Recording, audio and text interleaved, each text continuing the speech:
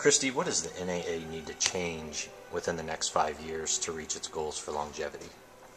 I think one of the first things that we've got to do is we have to identify who do we serve, who are we, where are we going.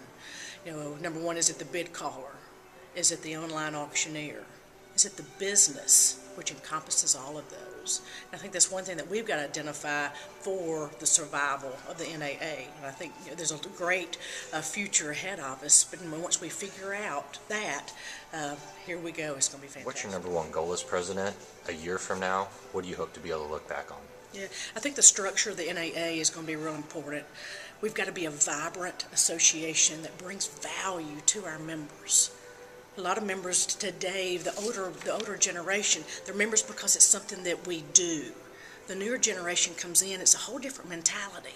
So what is the structure for the survival of all of our members? Christie, could you describe your management style for NAA auctioneers? Yeah, my management style, I like to listen.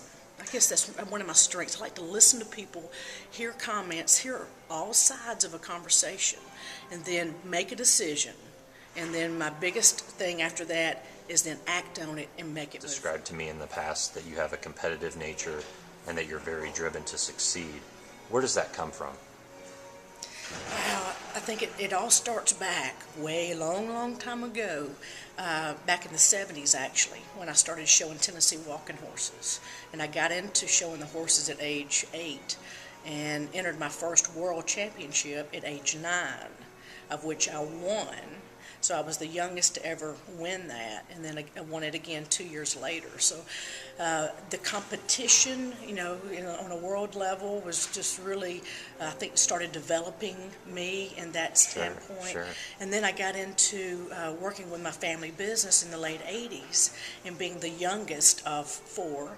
I think there was a certain drive to achieve as a little sister entering into the business that my brothers and sister were already in, trying to really bring myself along in the internal pressures, Right.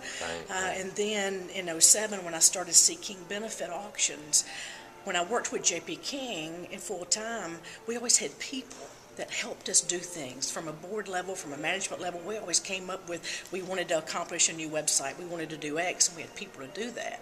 But when I started seeking benefits, I became the people. Right. Because I had to then develop the website, and I had to come up with my own contract, and I had to learn how to prospect. So I think those are some of the things that have helped develop me to where I am today. Christie, at J.P. King and your benefit auction business, there are certain principles the King family has always tried to uphold. Tell me a little bit more about these. In today's auction business, there's so many outside influences that push the boundaries in our business. And one thing that we try to do at J.P. King and in my benefit business too is fall back on the golden rule. We've built our business on a foundation of honesty and integrity, and that's what we believe.